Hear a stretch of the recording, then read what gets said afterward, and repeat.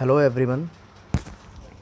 अभी मैंने बायोलॉजी का सेक्शन उठाया हुआ है क्योंकि आपके साइंस में जो सबसे ज़्यादा क्वेश्चन आपका बनता है वो बायोलॉजी से बनता है। तो मैंने प्लान किया है, चाहे वो सुपर टेट का एग्ज़ाम हो, चाहे वो टेट का हो या फिर आपके एसएससी का एग्ज़ाम है, जितने भी आपके एग्ज़ाम्स इधर होने वाले हैं उन सब में बायोलॉजी के क्वेश्चंस बहुत पूछे जाते हैं।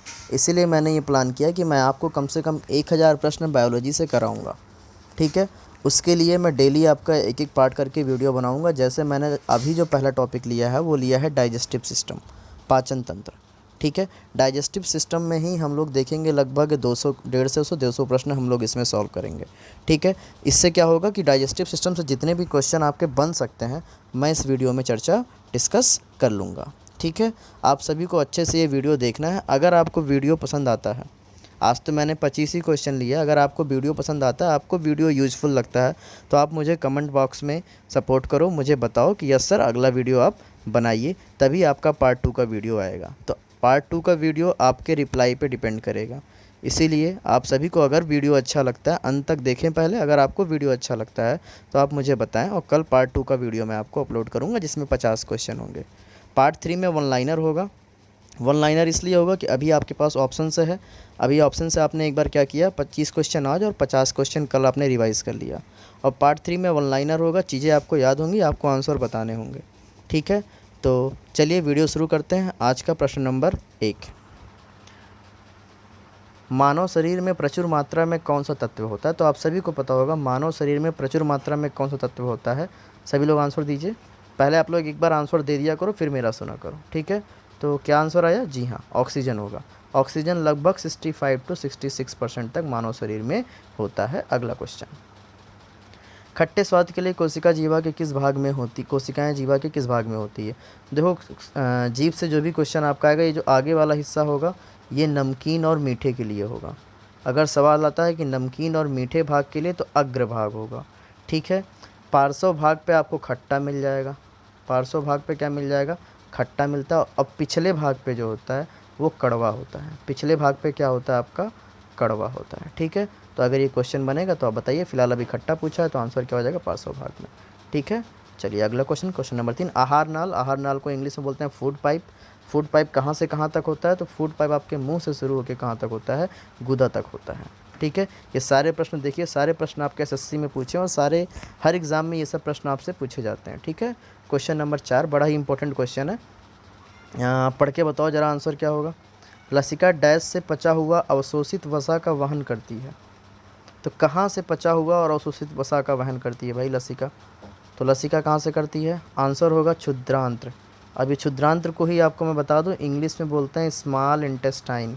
Small intestine. ठीक है। अब ये कैसे दिया आपने आंसर, पहले इसको समझो।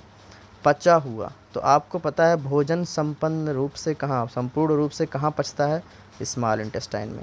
और वहीं से ही आपके भोजन का जो भी तत्व होता है वो अवशोषित किया जाता है। तो पचा हुआ और अवशोषित से ही आप समझते सकते थे कि ये क्रिया जो होती है संपन्न होती है आपके स्मॉल इंटेस्टाइन में। तो लसिका भी वहीं से क्या करती है? उसको क्या करती है? वहन करती है। ठीक है। तो आंसर क्या हो जाएगा? Small intestine, option number B. इसे हिंदी में बोलते हैं क्षुद्रांत्र। ठीक है। किसी को कोई दिक्कत? चलिए क्वेश्चन नंबर 5 पे चलते हैं। गहरे तले हुए खाद्य पदार्थ कैंसर जनक होते हैं क्योंकि उनमें प्रचुरता किसकी होती है? तो कैंसर की प्रचुरता के लिए सबसे बड़ी चीज़ होती है वो होती है ट्रांस फैट। वसा ही नहीं होती है, वसा सैचुरेटेड भी होता है, अनसैचुरेटेड भी होता है। वसा आपका सैचुरेटेड भी होता है और अनसैचुरेटेड होता है। लेकिन ये जो ट्रांस फैट होता है ना, ट्रांस फैट आपके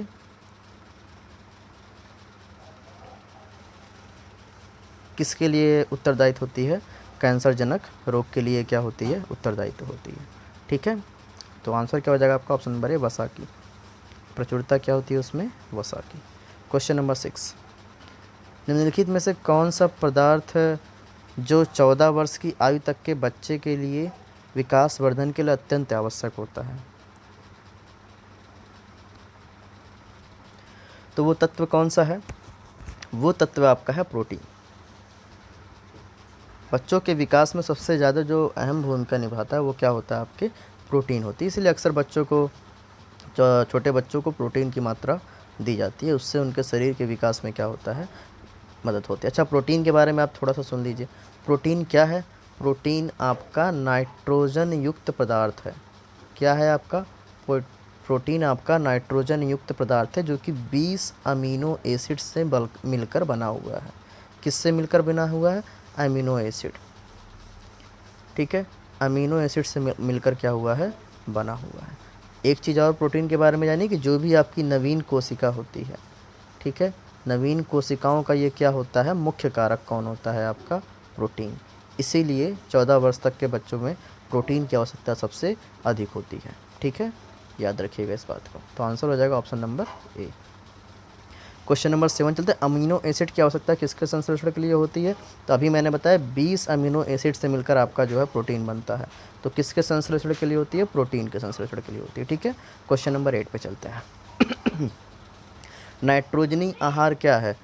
अगर अभी आपने मेरा लाइन पढ़ा होगा कि प्रोटीन एक नाइट्रोजनी पदार्थ है, ठीक है, तो कौन सा ऑप्शन हो जाएगा? Option number C. ठीक है, सबको समझ में आ रहा है? क्वेश्चन नंबर 9 पे चलते हैं। लाल चने में कौन सा एंजाइम मिलता है? डायस्टेज एंजाइम मिलता है। और डायस्टेज आपका पाचन क्रिया में बड़ा ही महत्वपूर्ण होता है, इसलिए आप लाल चना खाया करिए। सुबह अगर आप लाल चना खाते हैं तो इससे आपको बहुत बेनिफिट होगा। ठीक है, अगला क्वेश्चन। एंजाइम होते हैं, एंजाइम क्या होते हैं? एंजाइम एक प्रोटीन होता है। एंजाइम का कार्य क्या होता है पाचन क्रिया में?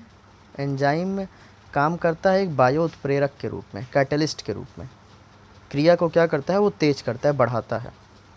ठीक है, तो इसीलिए एंजाइम होते क्या हैं? एंजाइम एक प्रोटीन होते हैं। कैसे प्रोटीन होते हैं?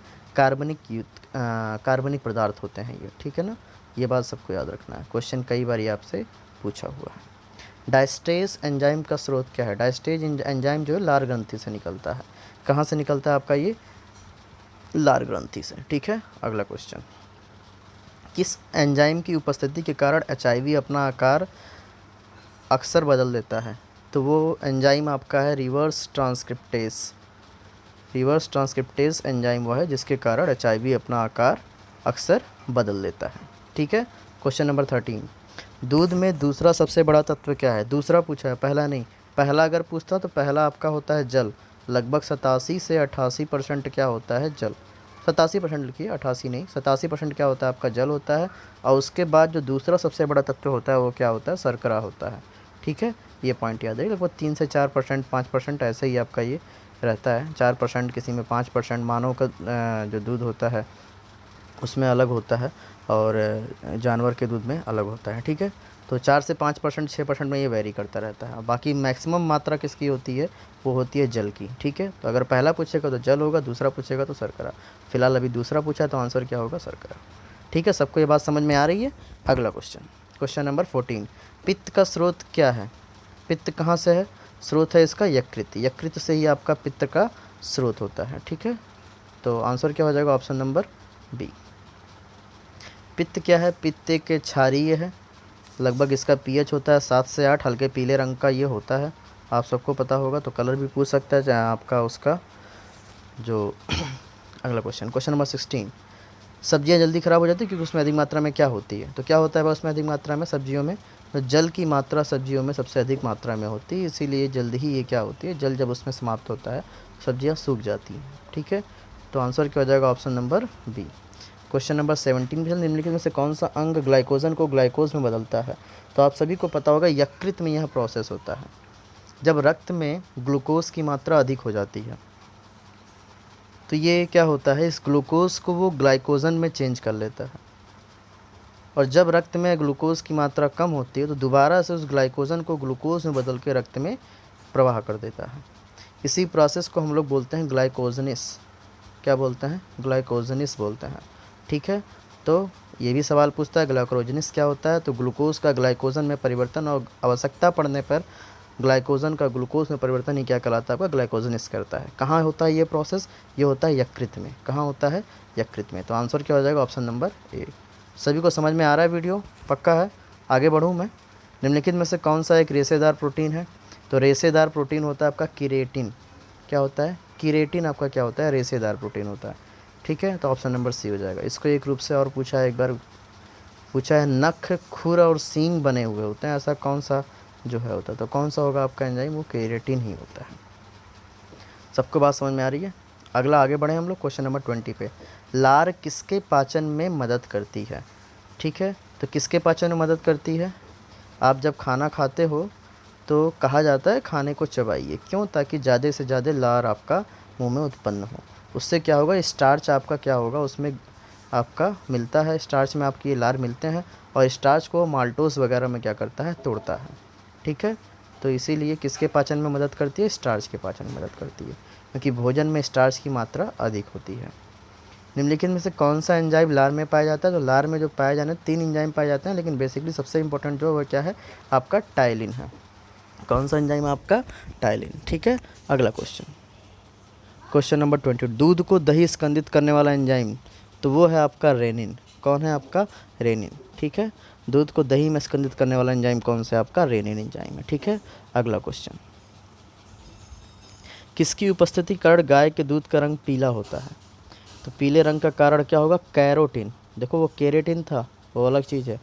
ठीक है, ये क्या है? कैरोटीन है। ठीक है, तो पीले रंग का कारण क्या हो जाएगा? कैरोटीन। अगला क्वेश्चन, क्वेश्चन नंबर 24। खट्टे दूध में होता है, खट्टे दूध में क्या होता है? लैक्टिक एसिड होता है, और मीठे में लैक्टोज होता है। और मीठे में क्या होता है आपका? लैक्टोज। तो खट्टा पूछा हुआ था, तो खट्टे में क्या पाया जाता है आपका? लैक्टिक एसिड होता है। ठीक है,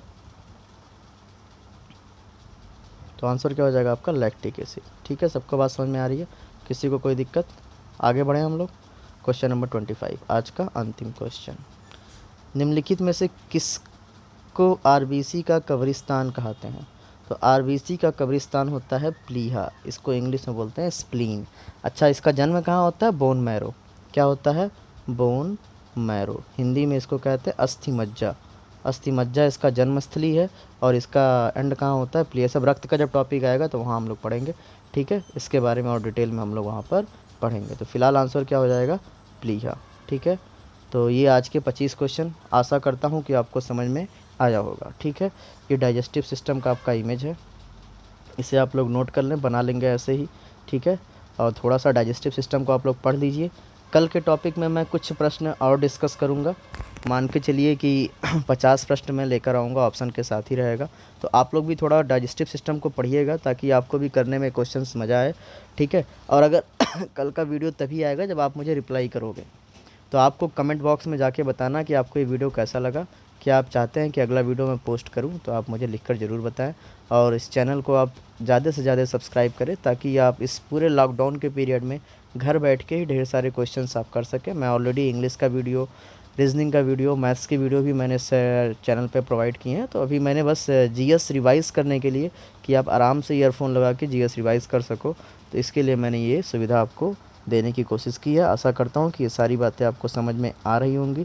कल कुछ और प्रश्नों के साथ हम लोग पार्ट 2 में मिलेंगे। डाइजेस्टिव सिस्टम का ही क्वेश्चन रहेगा। डाइजेस्टिव सिस्टम के बाद हम लोग शुरू करेंगे विटामिन्स, विटामिन्स के बाद फिर हम लोग और आगे ऐसे ही बढ़ेंगे। तो आज के लिए इसमें इतना ही। धन्यवाद। आशा करता हूँ कि आप सभी को चीज़ें अच्छी लग रही होगी। ठीक है, have a good day, take care.